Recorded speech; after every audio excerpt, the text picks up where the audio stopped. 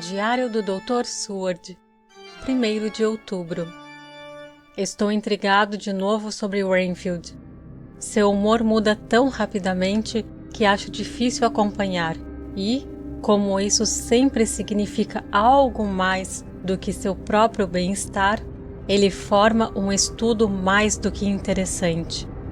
Hoje de manhã, quando fui vê-lo depois de sua repulsa a Van Helsing, sua maneira era de um homem que comandava o destino. Ele estava, de fato, comandando o destino, subjetivamente. Ele realmente não se importava com nenhuma das coisas meramente terrenas.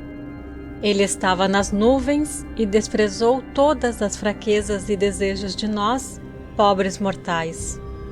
Eu pensei em aproveitar a ocasião e aprender algo. Então perguntei a ele: "Como vão as moscas?" Ele sorriu para mim de uma maneira muito superior, um sorriso como teria aparecido no rosto de Malvolio, quando ele me respondeu: "As moscas, meu caro senhor, têm uma característica impressionante. Suas asas são típicas dos poderes aéreos das faculdades psíquicas. Os antigos se saíram bem quando tipificaram a alma como uma borboleta." Eu pensei em levar sua analogia ao máximo logicamente. Então eu disse rapidamente: "Oh, é uma alma que você está querendo agora, não é?"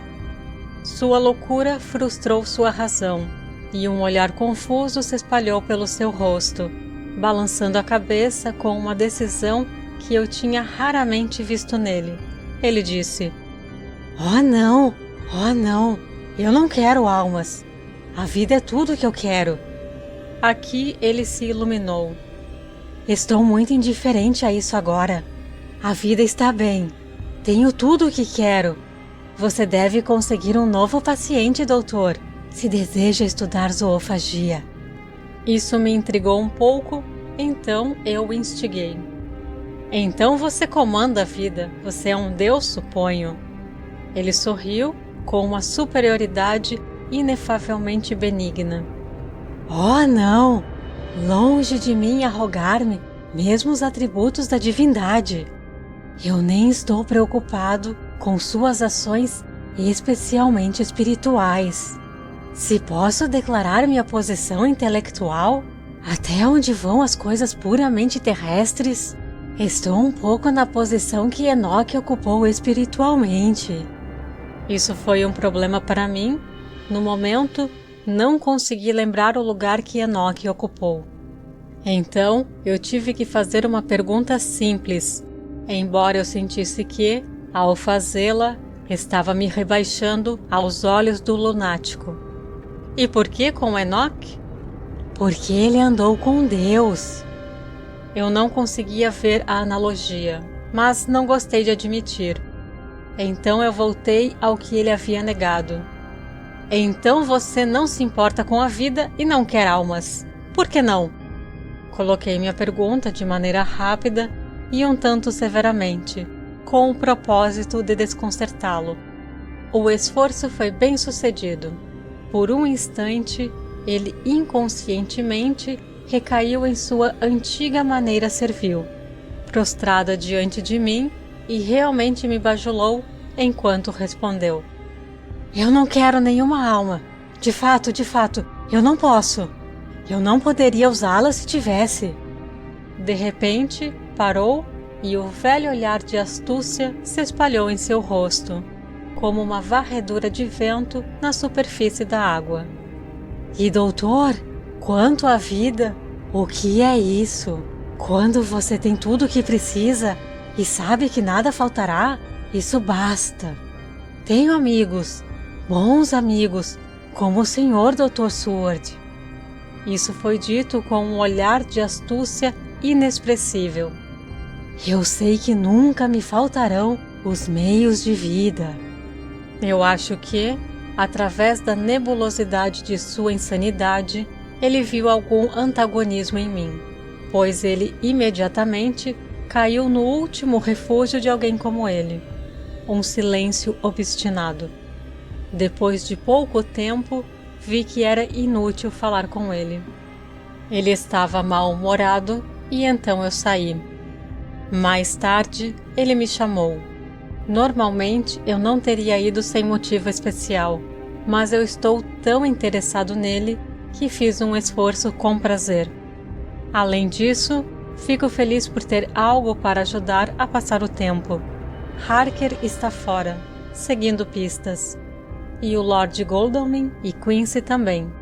Van Helsing está no meu escritório, analisando o registro preparado pelos hackers. Ele parece pensar que, pelo conhecimento preciso de todos os detalhes, ele encontrará alguma pista. Ele não deseja ser perturbado no trabalho sem motivo. Eu o teria levado comigo para ver o paciente, mas pensei que, depois de sua última rejeição, ele talvez não quisesse ir novamente. Havia também outro motivo. Renfield poderia não falar tão livremente diante de uma terceira pessoa como quando ele e eu estamos sozinhos. Eu o encontrei sentado no meio do chão em seu banquinho, uma pose que geralmente é indicativa de alguma energia mental de sua parte. Quando entrei, ele disse imediatamente, como se a pergunta estivesse esperando em seus lábios: "E o que tem as almas?" Era evidente então que minha suposição estava correta. A cerebração inconsciente estava fazendo seu trabalho, mesmo com o lunático. Eu decidi explorar o assunto. "E o que tem elas, me diga você?" perguntei. Ele não respondeu por um momento, mas olhou ao seu redor e de cima para baixo, como se esperasse encontrar alguma inspiração para uma resposta. "Eu não quero almas", ele disse de uma maneira fraca, desculpando-se. O assunto parecia consumir sua mente, e então eu decidi usá-lo, para ser cruel apenas para ser gentil. Então eu disse: "Você gosta de vida e quer a vida?" "Oh, sim, mas está tudo bem. Você não precisa se preocupar com isso." "Mas", eu perguntei, "como devemos conseguir a vida sem conseguir a alma também?" Isso pareceu confundi-lo, então eu continuei. "Um bom tempo você terá algum dia, quando estiver voando para lá, com as almas de milhares de moscas e aranhas, pássaros e gatos zumbindo, piando e miando ao seu redor. Você tem a vida deles, você sabe, e você deve suportar suas almas." Algo pareceu afetar sua imaginação, pois ele colocou os dedos nos ouvidos e fechou os olhos, esfregando-os firmemente, assim como um garoto pequeno quando seu rosto está sendo ensaboado. Havia algo patético nele que me tocou. Isso também me deu uma lição, pois era como se houvesse uma criança diante de mim. Apenas uma criança, embora as marcas fossem gastas e a barba na mandíbula branca. Era evidente que ele estava passando por algum processo de distúrbio mental e, sabendo como seu humor no passado deu interpretações sobre coisas aparentemente estranhas para si mesmo, pensei em entrar em sua mente o melhor que pude e ir com ele. O primeiro passo foi restaurar a confiança. Então, perguntei a ele, falando muito alto para que ele me ouvisse, mesmo através de seus ouvidos tapados: "Você gostaria de um pouco de açúcar para dar às suas moscas de novo?" Ele pareceu acordar de uma só vez e balançou a cabeça. Com uma risada, ele respondeu: "Não muito. As moscas são coisas pobres, afinal." Depois de uma pausa, ele acrescentou: "Mas eu não quero que suas almas zumbam em volta de mim, da mesma forma." "Ou aranhas?" eu continuei. "Danem-se as aranhas. Qual é a utilidade das aranhas? Não há nada nelas para comer ou..."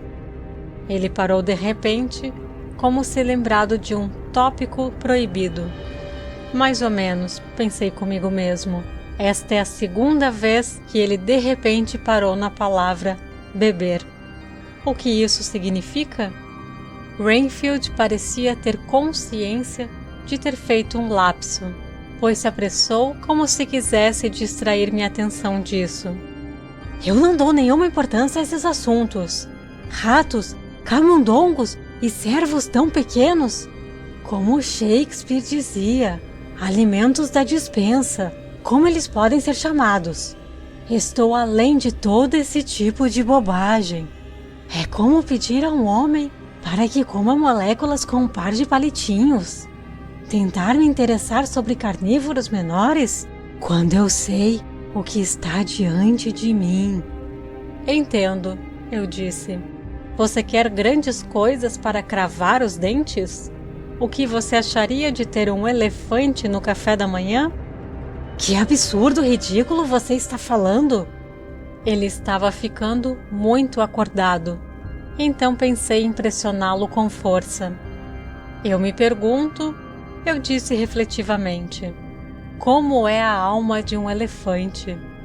O efeito que eu desejava foi obtido, pois ele imediatamente caiu de seu cavalo e se tornou criança novamente.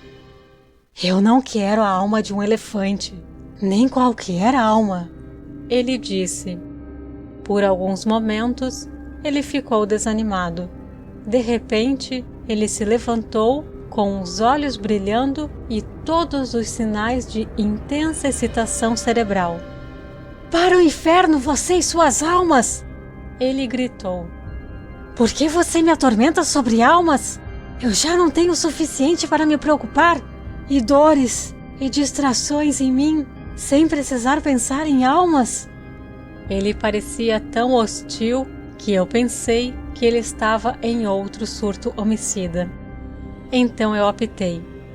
No instante, no entanto, que eu o fiz, ele ficou calmo e disse se desculpando. Perdoe-me, doutor, eu me esqueci. Você não precisa de ajuda. Estou tão preocupado com a mente que estou apto a ficar irritado. Se você apenas soubesse o problema que tenho que enfrentar e que estou trabalhando, você teria pena, toleraria e me perdoaria. Peço para não me colocar em uma camisa de força. Quero pensar e não consigo pensar livremente quando o meu corpo está confinado. Tenho certeza de que você entenderá. Ele evidentemente tinha autocontrole. Então, quando os enfermeiros chegaram, eu disse a eles para não se importarem, e eles se retiraram. Renfield os observou ir. Quando a porta foi fechada, ele disse com considerável dignidade e doçura: Dr. Seward, você tem sido muito atencioso comigo. Acredite que estou muito, muito grato a você. Eu pensei bem em deixá-lo nesse humor, e então eu saí. Certamente há algo para refletir sobre o estado desse homem. Vários pontos parecem fazer o que o entrevistador americano chama de uma história, se alguém só pudesse obtê-los em ordem adequada. Aqui estão eles. Não menciona beber, teme o pensamento de ser sobrecarregado com a alma de qualquer coisa, não tem medo de querer vidas no futuro, despreza completamente as formas maiores de vida, embora ele tema ser assombrado por suas almas. Logicamente, todas essas coisas apontam de uma maneira. Ele tem algum tipo de garantia de que conseguirá uma vida superior. Ele teme a consequência, o fardo de uma alma. Então, é uma vida humana que ele tem em mente. E a garantia? Deus misericordioso! O conde esteve com ele, e há algum novo esquema de terror em andamento. Mais tarde. Após a minha ronda, fui até Van Helsing e contei a ele sobre minha suspeita. Ele ficou muito sério e, depois de pensar no assunto por um tempo, me pediu para levá-lo a Renfield. Eu fiz. Quando chegamos à porta, ouvimos o lunático cantar alegremente lá dentro, como ele costumava fazer no tempo que agora parece muito distante.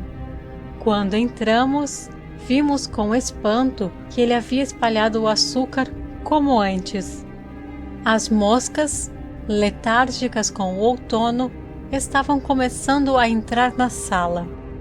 Tentamos fazê-lo falar sobre o assunto de nossa conversa anterior, mas ele não correspondeu. Ele continuou com seu canto, como se não estivéssemos presentes. Ele tinha um pedaço de papel e estava dobrando-o em um caderno. Tivemos que sair tão ignorantes quanto entramos. Ele é realmente um caso curioso. Devemos vê-lo esta noite.